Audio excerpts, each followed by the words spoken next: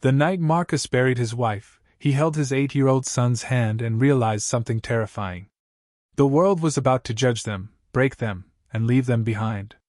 And no one was coming to save them. It would be just a black father and his boy, against everything. The rain was falling hard the night Angela died.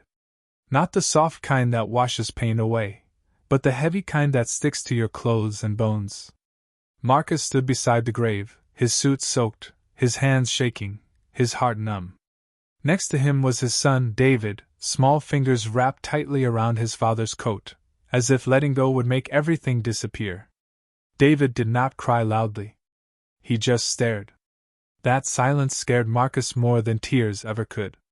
From that moment, life changed forever. Marcus was 34 years old, living on the south side of Chicago, working 2 low-paying jobs. Angela had been the balance in their home. She laughed when money was short. She sang while cooking cheap meals. She made David feel safe in a world that often wasn't kind to black boys. And then she was gone. There was no time to grieve properly. Bills didn't stop. Rent didn't pause. The world did not care that a family had just broken. The first challenge came fast. 3 weeks after the funeral, Marcus received an eviction notice. Angela had been managing the payments. Marcus had fallen behind. He went to the landlord's office, explained everything, showed proof of work, begged for time. The landlord barely looked at him. "Rules are rules," the man said coldly. That night, Marcus sat on the edge of their bed, head in his hands. David watched quietly from the doorway. "Dad," David said softly, "are we in trouble?" Marcus looked at his son and forced a smile. "No, son. We're just figuring things out." But inside, Marcus was terrified. They moved into a 1-bedroom apartment in a rough neighborhood. Sirens were normal. Gunshots were not rare. Marcus walked David to school every morning, even when it made him late for work, because he did not trust the streets with his son alone. At school, David began to change. His teachers called Marcus in. "David doesn't talk much," one said. "He seems distracted." What they didn't say was worse. Other kids teased him. Some called him poor. Others made comments about his clothes, his shoes, his skin. One day, David came home with a torn backpack and a bruise on his arm. Marcus felt something burn inside him. Anger. Helplessness. Fear. That night, he sat David down. "Son," Marcus said, "the world is not always fair to people like us. But we don't let it change who we are." David nodded, even though he didn't fully understand. He just knew one thing. His father was all he had. Money became tighter. Marcus worked nights as a security guard and days at a warehouse. Sleep became a luxury. Some mornings, he stood in the bathroom, staring at his tired eyes, asking himself how long he could keep going. One evening, Marcus collapsed onto the couch, exhausted. David brought him a glass of water. "You work too much," David said. Marcus smiled weakly. "I work for you." David thought for a moment. "When I grow up, I'll work for you too." That promise stayed in Marcus's heart. Then came the incident that changed everything. One afternoon, Marcus got a call from the school. David had been suspended. Marcus rushed over, panic rising. In the principal's office, a white boy sat quietly with his parents. David sat alone, eyes down. They said David started a fight. Marcus listened carefully. When he asked David what happened, David spoke slowly. "They called me names. They said my dad was nothing. I told them to stop. They didn't." Marcus looked at the adults in the room. The other boy got a warning. David got a suspension.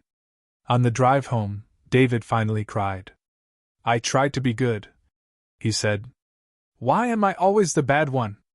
Marcus pulled the car over and hugged his son tightly. "You are not bad," he said firmly. "Sometimes the world doesn't see us clearly. But I see you." That night, Marcus made a decision. He would not let the world raise his son. He would. He began teaching David at home too. History that school ignored. Stories of strong black men who survived worse. Lessons about dignity, patience, and self-respect. They started a routine. Every night, no matter how tired, Marcus and David talked. About school. About fear. About dreams. David wanted to be an engineer. He liked fixing broken things. Old radios. Toys from the trash. Marcus encouraged him, even when he didn't know how they would ever afford college. Trouble came again when Marcus lost his warehouse job after asking for fewer night shifts. Bills piled up. Electricity was cut off once. They ate candlelight dinners, pretending it was an adventure. But fear grew. Social services visited after a neighbor complained about the apartment conditions. Marcus felt judged, watched, threatened. That night, Marcus sat awake, thinking of Angela. Wondering if he was failing. David woke up and found his father in the dark. "Dad," David said, "you're my hero." Marcus felt tears fall. He realized something important. Strength wasn't about having everything. It was about not giving up when you had nothing. He found a new job driving a bus. It paid less, but it was stable. He saved every dollar. He stayed present. Years passed slowly. David grew taller. Smarter. Stronger. He still faced racism. Still faced doubt. But he faced it with confidence. One day, a teacher told Marcus, "Your son is special." Marcus nodded. "I know." By the time David turned 18, they had survived homelessness threats, hunger, discrimination, and loss. They were still standing. On graduation day, David walked across the stage. Marcus clapped louder than anyone. Tears streamed down his face. When David hugged him afterward, he whispered, "We did it." No. They survived it. And this was only the beginning. Ending moral. This story reminds us that love can become armor when the world tries to break you. A single parent's sacrifice can change a child's future.